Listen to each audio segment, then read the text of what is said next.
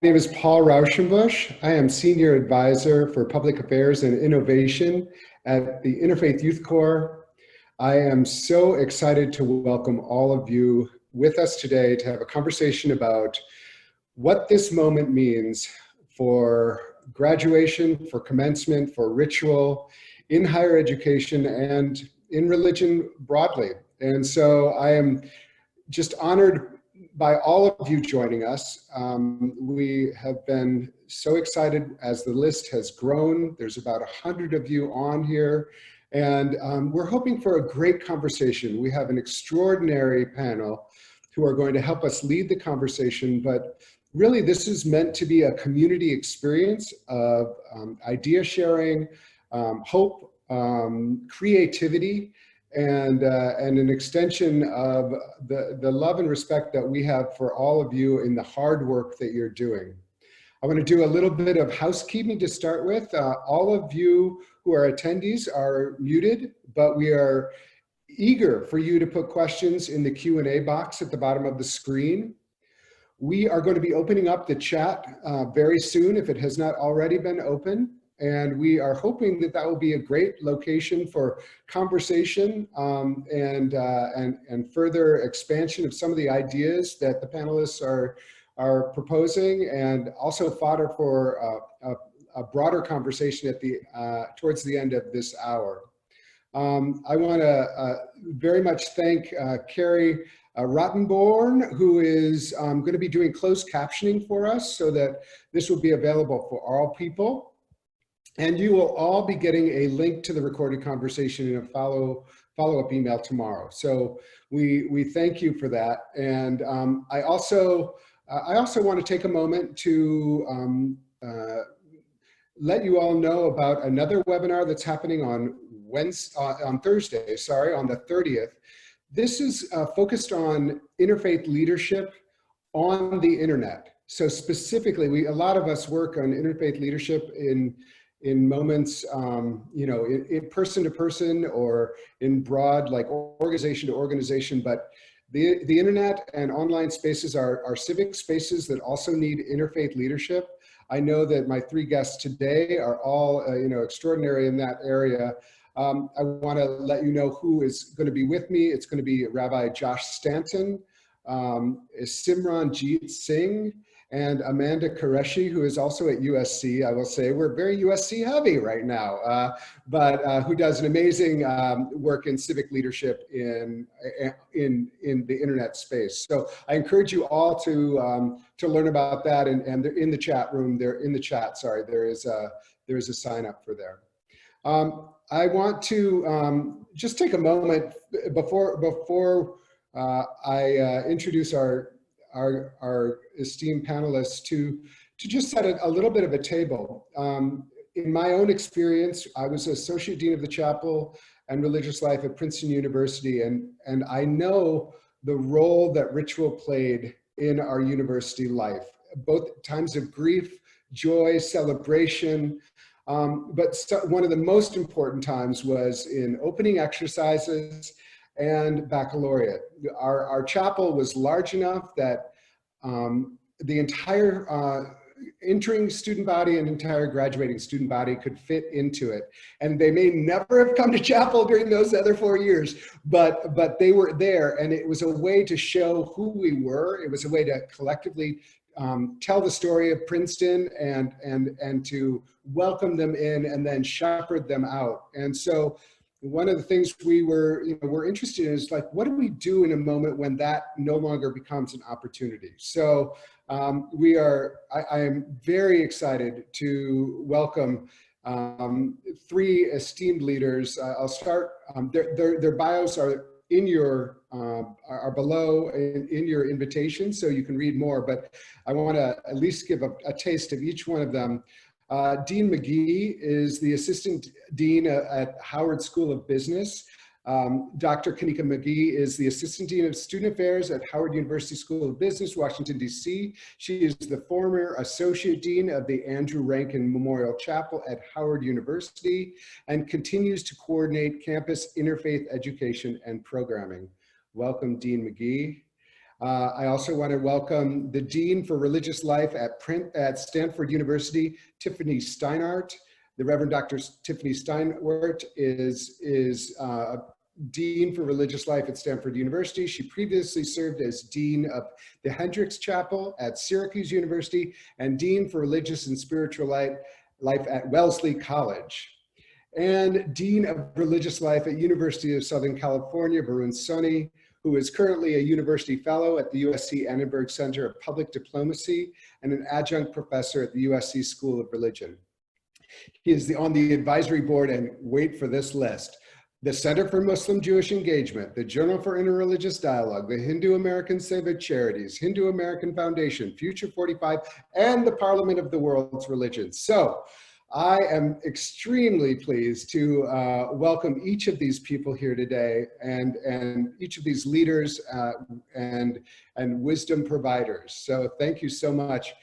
I want to start with you, Dean Steinwert, and talk a little bit about how do you understand ritual as functioning at the university? You've been at 3 colleges and universities. Can you just introduce the idea of what role ritual can play in higher education and in collective life on a campus? Yeah. So, I think ritual at its best is a practice of shared storytelling. So we meet people where they are. We tell a story of who we are together. And then we call the community into a new future of hope and possibility. So whether that's at a university celebration like convocation or baccalaureate, where you're welcoming new students or you're sending out seniors who are graduating, or if it's a time of campus vigils when you are coming together around a national or global tragedy or crisis, it functions in the same way, right? So you're telling the story. And in so many ways, it's like Marshall Gann's theory of public narrative, right? Which helps us learn how to tell these stories of ourselves, the stories of who we are as community, and the stories of what now, what action we're called to now. Ritual in its best sense does that. And it can do that when it is rooted in the community that kind of births it, right? So good ritual in universities ought to be created and shaped by the communities they serve. So for my experience at Syracuse, Wellesley, and here at Stanford, that means students. So gathering students in along with staff and faculty and asking them, what has been your shared experience? Where are you in this moment? And what are the challenges you're facing? And how do we call you next into that? And I think good university ritual recognizes that there are these kind of high moments where everybody sees us, kind of public moments, right? Commencement and convocation and baccalaureate and vigils. But there's this opportunity to practice and to do ritual every day that actually shapes and informs those larger traditions. Ritual creates who we are and we want to be in the world. And so what are those spaces and places on university campuses where you're doing everyday rituals that are embodying our shared values and shaping and forming the community into being? It's actually my favorite part of doing this work, because we get to not just tell our stories, but we get to create our stories together and then celebrate them with beautiful art and music and poetry. And there is nothing like standing up in front of one of those rituals and seeing your whole community, all the hopes and the fears and the anxieties, and that release that happens when good ritual happens. It's just great. Thank you. That encapsulates my experience as well. I was wondering, Dean Magee, if you might think of like a moment at your time in the chapel at Howard, which is a famous chapel for being just a place where the spirit filled, where you remember just feeling like, oh, thank God we have this, because it can make a difference. And I can imagine many moments of national trauma as well as national celebration. I'm just curious if anything comes to mind for you. Yeah, the chapel is indeed historic and is one of those amazing and special places. When one thing that really comes to mind is we talk about this idea of ritual and significance, was when we celebrated the 50th anniversary of the March on Washington. And we actually had what is, I still consider to be a marathon chapel service. It lasted about 4 hours.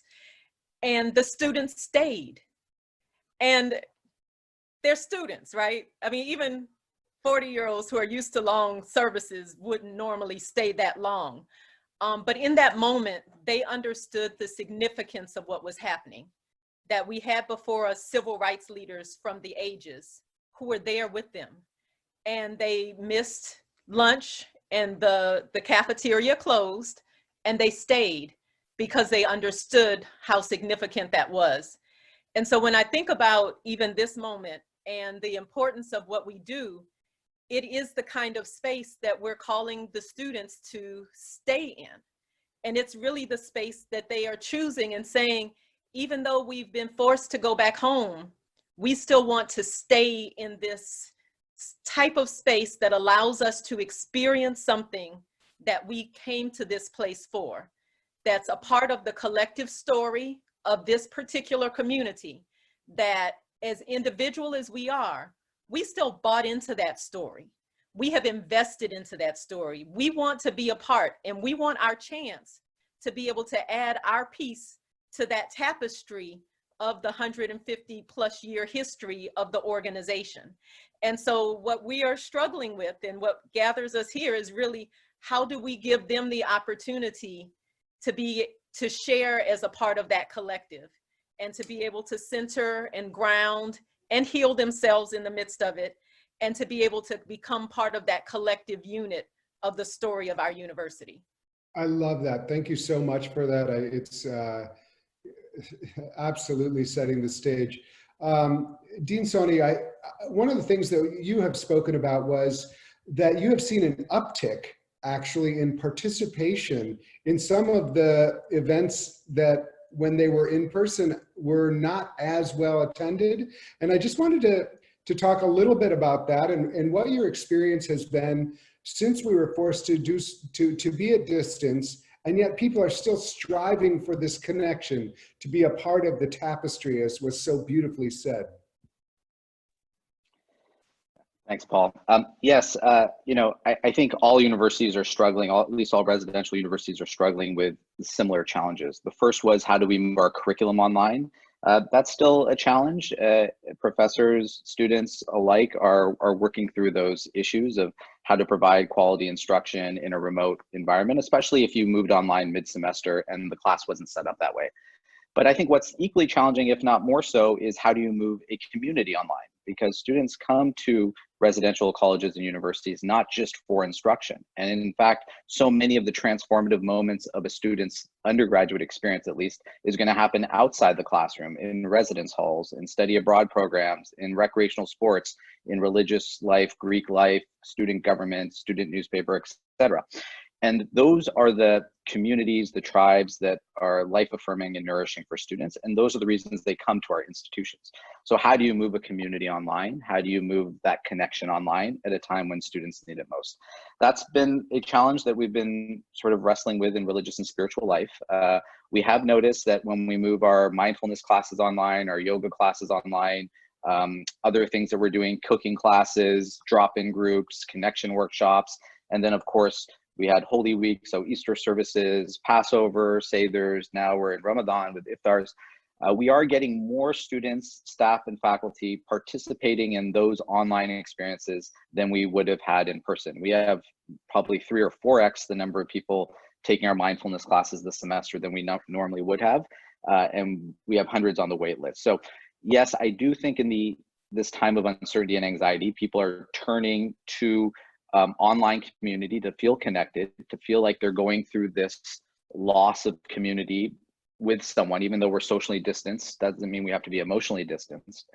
But I do also wonder if there is a shelf life to this. At some point, are we going to be Zoom fatigued so that, and I'm already kind of there to the point where we aren't going to be turning up online for these resources. What gives me some comfort and hope is that this is not just a higher education trend. The pastors I know, the imams, the pundits, other clerics I know in Los Angeles also who have already or had previously had infrastructure to stream services have also seen a huge upsurge in interest from around the world in their services. So it's not just a higher education thing. I think it's a human impulse in our times of uncertainty to want to be together. That's what our faith traditions teach us, to be together, to be there for one another.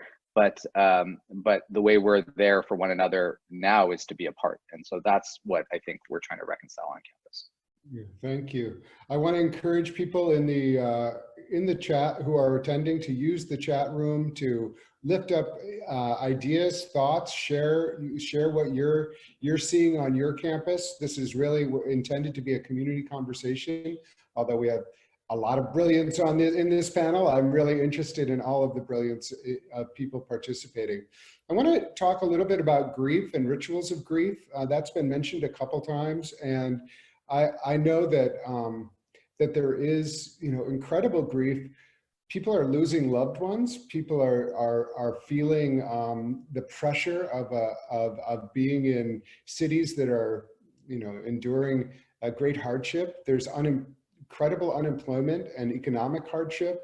And I'm wondering, and this is an open question for any of you, is there any way to offer, there is counseling, but can we think of, in addition to counseling, any sort of way to collectively express grief in a time of both sickness as well as economic hardship? Have any of you seen good examples of that, or perhaps you've been trying to create something yourself? Or I'd love to hear any kind of creativity that has come out of this moment. Don't make me call on you. I'll jump in. I think for us, we are anticipating a moment where we can have an on-campus, in-person commemoration of what we've just been through, memorializing this period and potentially people we've lost in our community as well. We have been thinking about what that looks like online. And to your grief point, one of the things that I've seen with my students is this enormous sense of loss of the end of the year, especially for graduating students, the loss of commencement and baccalaureate, the loss of all of the rituals that end the year, academic convocation on our campus, the fountain run, the other things that students are doing. And then also the guilt of feeling that pain when students feel like, but other people have it much worse. We're not lamenting the loss of life. We shouldn't feel so bad for feeling bad. And so I think with my students, the conversation has been, no, it's okay to honor this loss. It's an important thing that, commencement's an important life stage. And religion, what religion does really well is it memorialize these life stages. So this is a loss, and you can honor that loss without that guilt too. How do we think about this collectively? That's been a challenge for us. I've seen this kind of loss memorialization happen in more intimate context, in small groups, mostly online, but pre-existing groups, religious clubs, fraternities and sororities, student governments. For a campus like ours with 50,000 students and 20,000 faculty and staff, like we're a city within a city. So to think about how we do this collectively online is something that I think we're still working through. And I would love to hear about what other people are thinking about. But I have seen these kinds of grief conversations happen in many different intimate communities, both faculty, students, and staff on campus, just not yet across the campus as a whole. So I'll say for us, one important thing, honestly, has been giving voice to it, acknowledging that there is a tension between what we feel. The truth is, even in the university setting, that there is a tension, that there's a need to stop and recognize a global pandemic, and yet there's also a need to graduate students on time. So we were in a position of, we can't just cancel the whole semester. So students are now saying, but it's a pandemic. We shouldn't have to focus on class and go online. But the other option was there would be another semester on the end of your graduation. Giving voice to the tension that we feel is very important, because if we don't give voice to it, then oftentimes we're left feeling like it's just me. And so this is just my guilt because I feel this way and I shouldn't. And so that's been a large part for us, is saying some of the difficult things and acknowledging it and just letting it hang out there in the air. And then giving and creating these opportunities for the conversations to happen, whether they are smaller groups that have already formed around certain things and making sure that we are being deliberate about it, or providing even larger context for conversation that are not always pleasant, but it at least puts what we're feeling in our hearts out there so we don't have to feel like we're carrying it alone. Of course, we've done things that are not necessarily creative, but are common, the virtual storyboarding and making sure that there are opportunities to put the information in our pictures and our random thoughts. That is one of the gifts and curses of social media, all right? And so the opportunity to do that, we have constructed new spaces for that. The traditional vigil that we might have normally done at the flagpole is now online, but it's bringing the ritual that has been normal in our campus to a different format for students to be able to see. And then honestly, I'd say a large part of what we are also doing is voicing that a delay in the physical opportunities to do some of the big things does not mean that they are not going to happen. That we are very deliberate in understanding that for this class of 2020, you will come back to campus if you choose to and have your day. And so it's important to know that while we are doing a number of things in the interim that are important, that this does not mean that it replaces that ultimate opportunity and experience that you were anticipating and hoping for.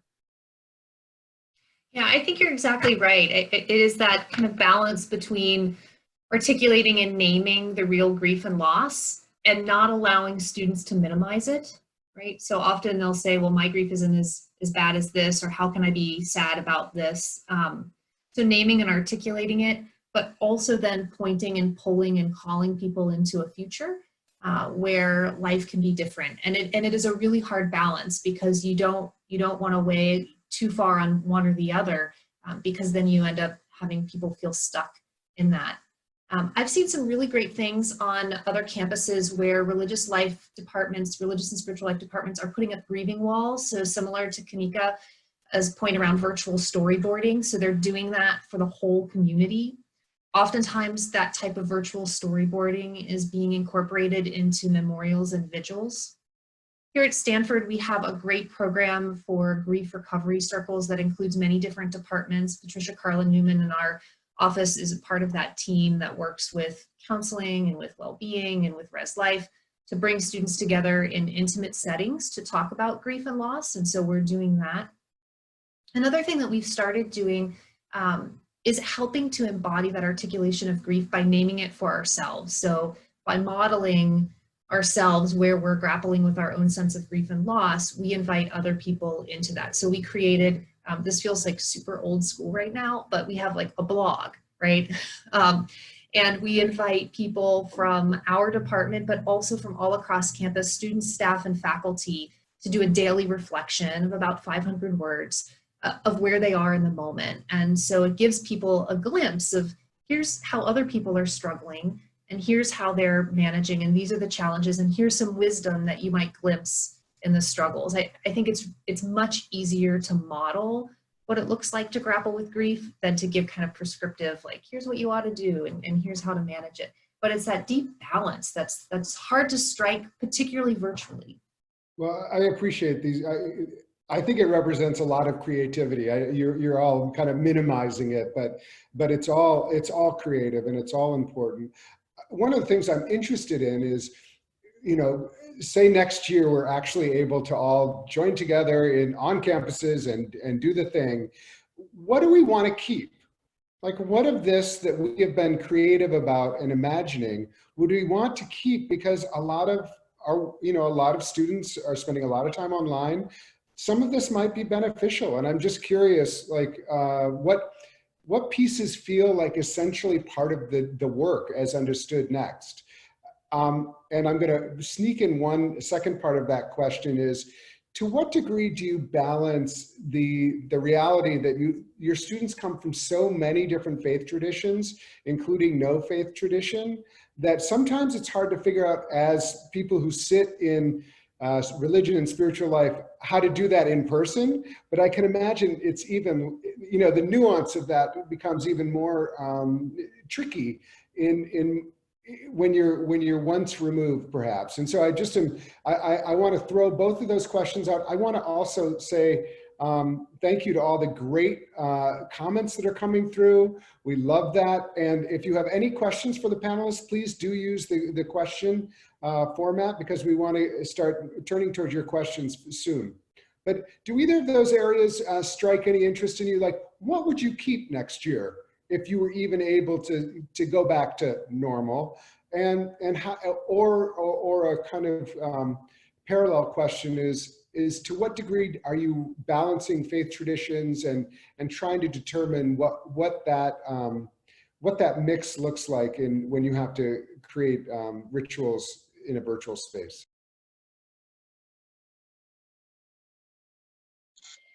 You know, from our perspective, I think there's certain things that will now remain online. From an administrative perspective, the different offices I manage, I've been able to be much more efficient, actually. I've checked in with the offices more. I feel more connected in a strange way than I ever have, meeting every day as opposed to once a week online.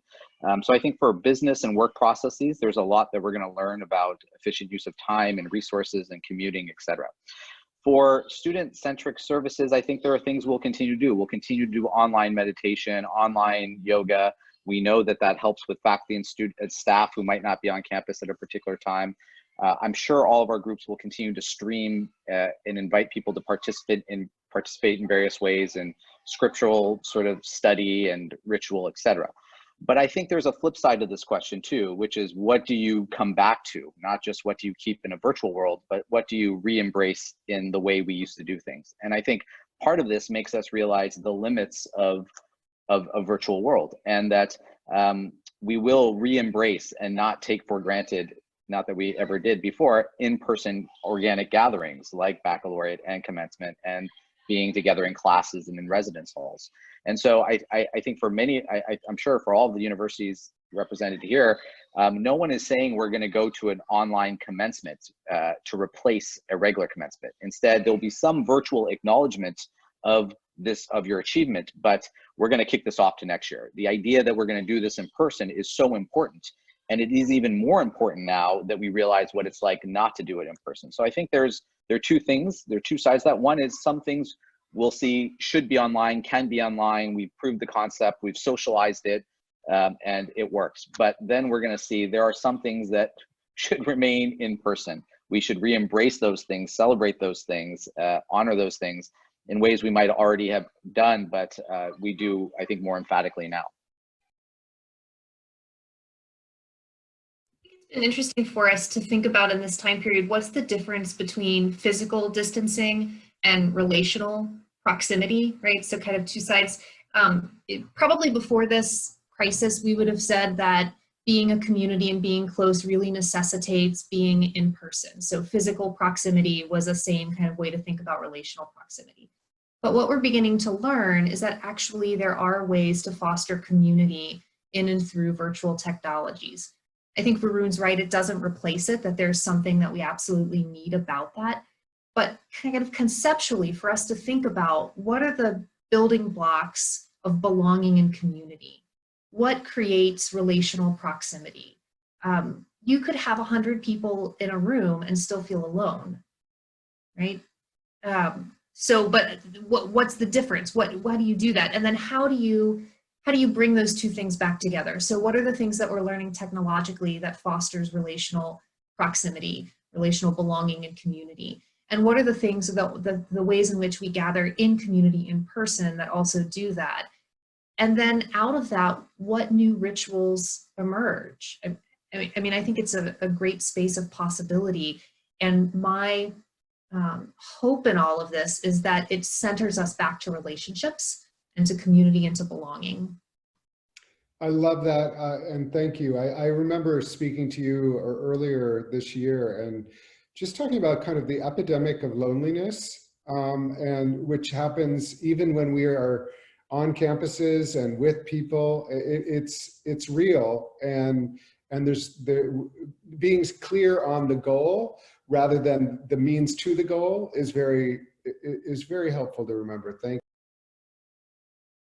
D. Magee, do you want to add on to this? Yeah, I agree with everything Varun and Tiffany have said. I'll just add, I think for us, two things have occurred. One is there are a lot of little things we did that we took for granted. And now that we can't have them, we realize how important they are. So we spent a lot of time talking, of course, about the big thing, the commencement, the baccalaureate, but there are all these other little things that, led up to that we really had not ever spent a lot of time talking about. We just did them. And so for us, it is now a situation of reassessing what are the things that are coming up repeatedly that are now demonstrating to us how significant their value is. And then also, what are the things that aren't coming up that we have been doing and nobody is seeming to miss those, right? So that we can make sure that we are reevaluating how we assign our priorities. But then secondly, I think the ongoing question is, even as we do the physical things, what are the ways that we can more effectively integrate the virtual pieces into those so that there are some more hybrid opportunities that we have not previously looked at? Thank you. I want to press the multi-faith question a little bit, because I do think it's going to lead into the last question I have for you, which is how do you do a virtual graduation? What plans do you have? But I am interested in this moment, like how do you convey the multi-layered, multi-texture? It has to be analogous to what you were doing when you were in person. But it seems to me a very important recognition that people are going home or going wherever they're going to locations where a very particular tradition is established that may be different than what they were experiencing on campus. And I'm just wondering how you're balancing those things. And then we have some great questions that I want to get to. So, when I first started this work, I came to campus thinking, all right, my job is to support religious and spiritual communities on my campus. But over time, I began to realize that the campus as a whole was a spiritual community. We're Trojans, so there was almost like a religion of what it meant to be Trojan, whether you were theistic or not, religious or not, that connected all 70,000 people from 140 different countries, a shared sense of hope and dream and aspiration. We believe that about 45% of our first year students are not affiliated with religion. And so when you look at a university as like a civil religion or a secular religious community, it doesn't just look like a religion. It often does the work of religion, the work of meaning making, the work of community building, the work of caregiving, et cetera. And when I think of commencement, for many of our students who have been raised in secular and non-affiliated contexts, commencement is a religious service. What is commencement? It's ritual, it's pilgrimage, it's the intergenerational transmission of values, it's celebrating ecstasy, it's being with family, it's thinking of we, not me, it's being part of a reality greater than yourself, and it's acknowledging a life stage. Those are fundamentally religious sort of practices and exercises that define us as human beings. So when I think students lose commencement, in many ways, they're losing a religious community or a religious service, even if they're not religious. It does the work that religion would have done otherwise. And so I think that's why we're being very careful to say, we're not doing a commencement ceremony. We're honoring you online, but there's gonna be a 20 or 30-minute ceremony with satellite ceremonies that are 15 or 20 minutes. There's no pomp, there's no regalia, the white doves, we're USC, Hollywood, we're very theatrical, it looks like a movie set when we do it. Students don't have that. They don't even have the change of scenery or the families. The day before commencement, they'll be on the couch. The day of commencement, they'll be on their couch. The day after commencement, they'll be on the couch. So there's no organic marking of this particular time or space. Because it has that kind of religious significance that really has to happen, I think, in an in-person environment. We are I don't think we're trying to replicate a commencement ceremony online. We're not calling names. We're not technically conferring degrees. We're giving a little inspiration and reflection, and we're gathering people. And what I think will happen is that students will have multiple commencement experiences now. They'll go to their main one. They'll have maybe one in their cultural center or their fraternity or their other student groups. They might tune into the Facebook one with Oprah. They might tune into the SSA one, the Secular Students Alliance. There'll be multiple ceremonies happening, and students will be able to create their own and engage in their own, but I don't think they're going to have a singular experience. It'll be disparate across their different tribes.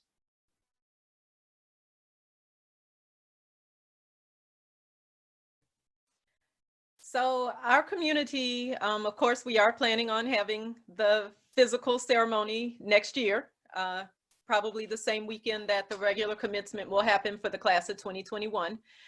But in terms of the online celebrations, honestly, those look very different across our 13 colleges and universities. There will be a university commencement, and most of the colleges and schools within the university are going to have their individual honors and recognition ceremonies, and they will be calling names, and families will be invited, and they will recognize valedictorians and have superlatives and all of the other things that have come to be recognized as a part of that celebration.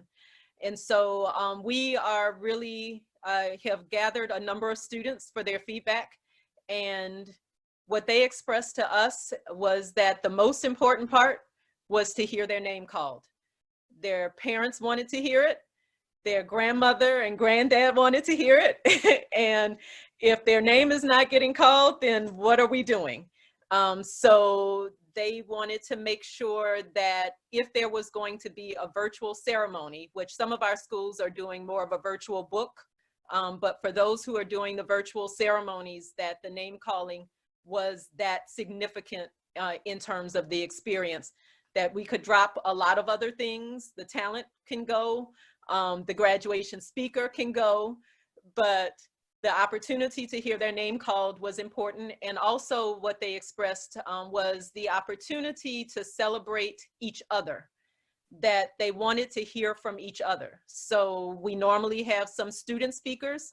They said the guest speaker does not have to come, but we need to speak to each other, that we are experiencing this together. Only we can understand it, and we want to be able to share that moment. And whether that is live or we have pre-recorded things, that was central to their experience.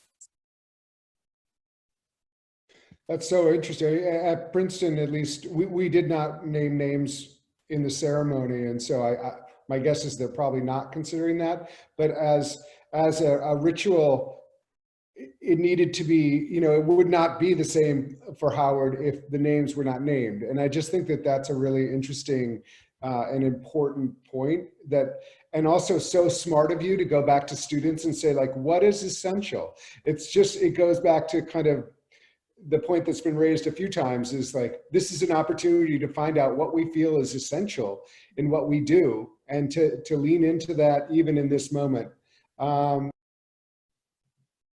Sorry, Tiffany, can you weigh in here about what Stanford is planning and how you feel about it, and some of the process that you've had in developing? Sure.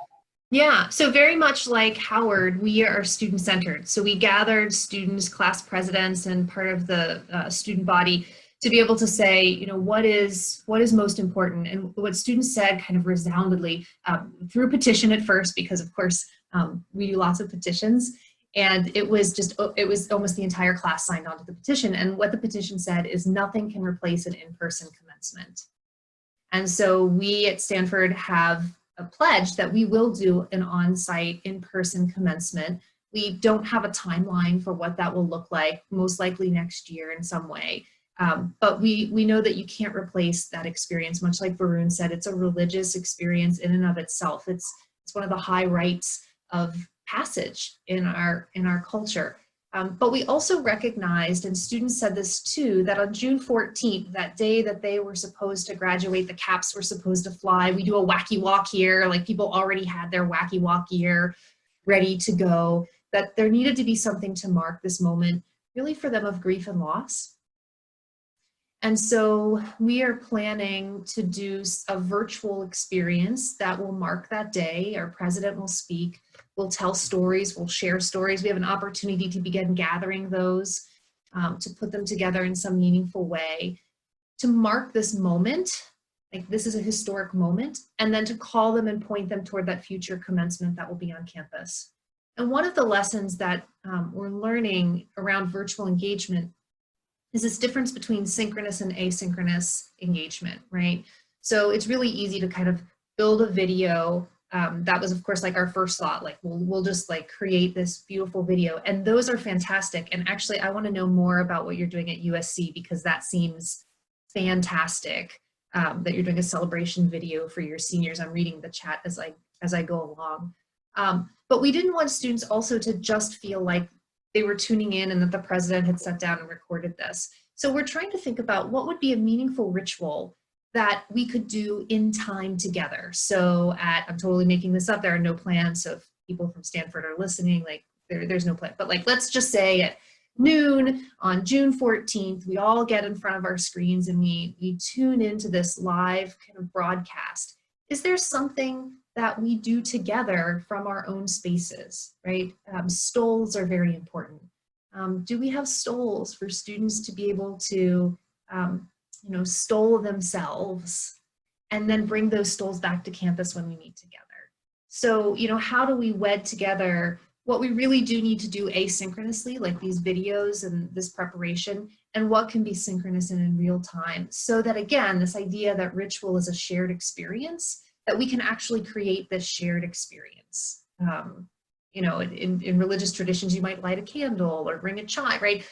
So what does that shared experience of virtual marking of moments look like? And, we're still in process, and we're still being student-centered and student-led.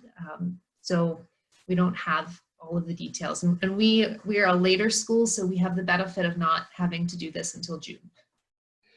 Well, I just visually, I love the idea of seeing just hundreds of little boxes of people stoling themselves at the same time. I just feel like that's actually a memory-making event, that not in replacing other things, but there is something beautiful about that and deeply connective. So I think I love that creative thinking. One question. Sorry, Paul. Just one point to add on to Kanika and Tiffany's. I think like Howard and Stanford, we're hoping to do graduation next year, a year from now. Our graduation's in 2 weeks. We're a little early on the semester. So just double book it. So you do 2020 one day and 2021 one day. But we expect 30 to 50% of our graduating students won't be able to come back for that ceremony. So these ceremonies might be the ceremony, right? So even though we don't want to replace commencement, we also have to acknowledge that this will actually be commencement for potentially half or more of our students too. So it's one thing to postpone it and not replace it, but that doesn't mean a meaningful experience still can't be sort of engendered and created and embodied. And so I love what Kanika and Tiffany are thinking about. I think we can all learn from each other, because for many of our students, this will be it, even though we don't want this to be it. Thank you. Thank you. There was a question from Ellie Thompson about what platforms folks are using for virtual storyboarding. And I wanted to, I think, I can't remember who mentioned storyboarding, but someone did. Maybe it was Dean Magee. I'm not sure, that might've been you. But I'm also wanted to invite other technology insights that people have gained perhaps over the last few months. Is like, are there favored and perhaps less known than Zoom ways of gathering people that feel meaningful? I'd love to hear any tips that you have around that. So for us, we've been using the group features that the students have. So expanding our group me's into private chats for them to be able to put information up. We've also worked with some of the students to establish some new YouTube channels that they've had that are private for them to be able to share, and us alongside them to be able to share information and to be able to share certain experiences together. We have of course, use the traditional platforms that all of us have in addition to that. What we're launching this week is going to be a web-based senior recognition that will have pictures and statements from each of the seniors who wants their information to be up. And so we've been in the process of gathering that, and that'll be housed on our website. And then I'll add, in addition to that, every year we do a senior Sunday where the normal chapel service is actually converted into a service in which the seniors get to express what their journey has looked like and get to share that with the community and really re-envision what a normal Sunday service would look like. And we're bringing that service online this Sunday and have about 20-something seniors who will be contributing in different ways to be able to share not just what the last 4 or 5 years have looked like for them, but particularly this last 2 months.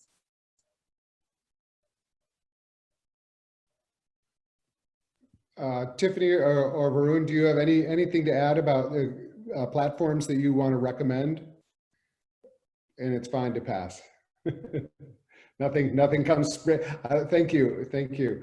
I want to read a question from Professor John Smaltzbauer, who is beloved and known to many of us.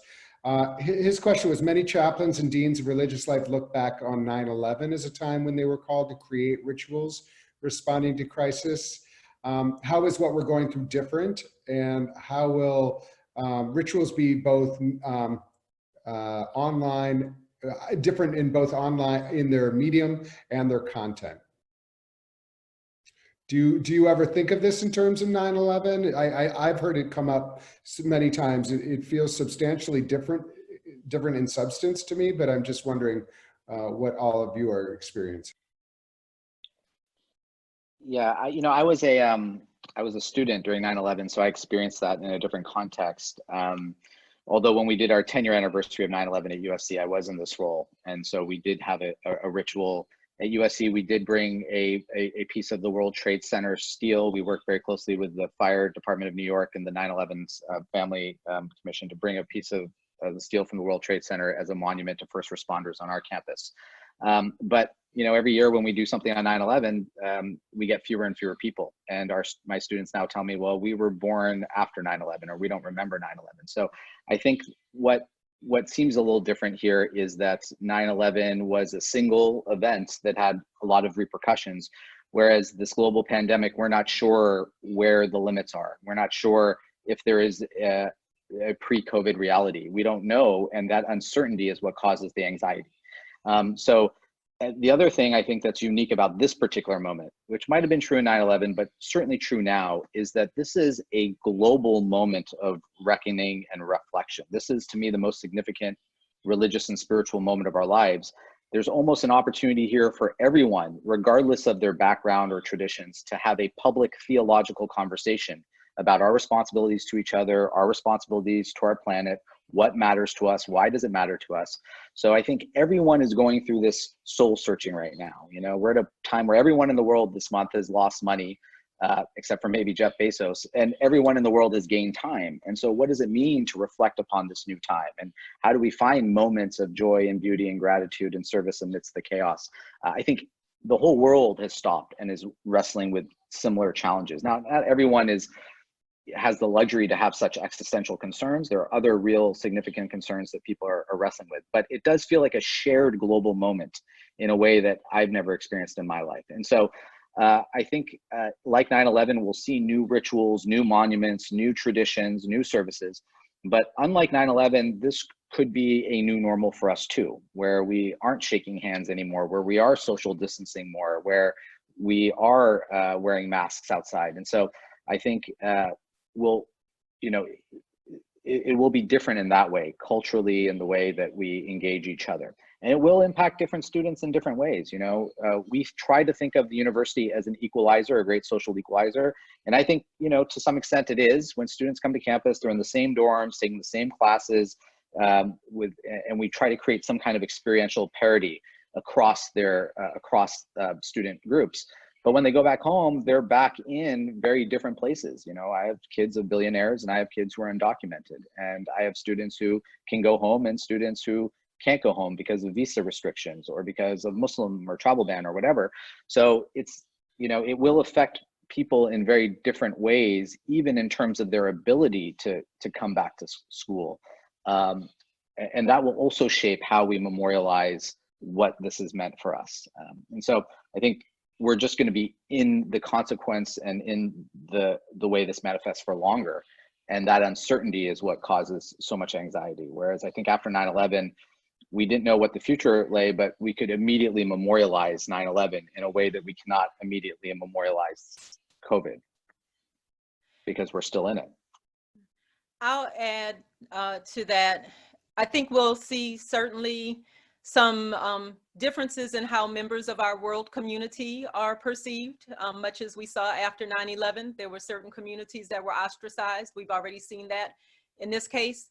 I will say, in addition, one of the differences is the way that this situation has once again highlighted the socioeconomic divide within our nation, that was not the same situation that we dealt with post 9/11. I often reflect on, I was a graduate assistant actually in the chapel at the time 9/11 happened. And I reflect on one student, you know, because we were in DC, and so the Pentagon was very close. And a student said, I heard the police sirens, and for the first time as a Black man, I knew I didn't have to be concerned that they were coming looking for me or to do something to me. That there was a sense that this situation was not connected to the racial, economic, social divide that our community often experiences.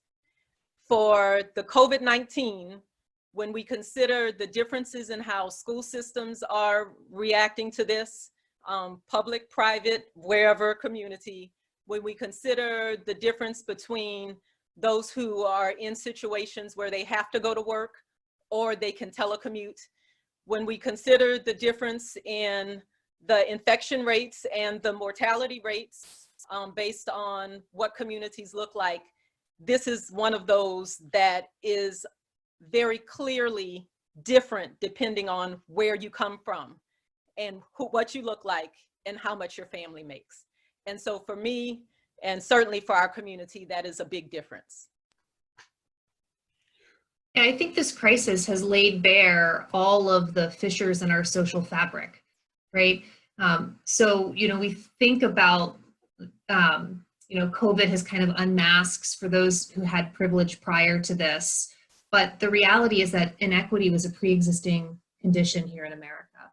And so these kind of ills, these inequities, these disparities in health and poverty across race and class, this has always been with us.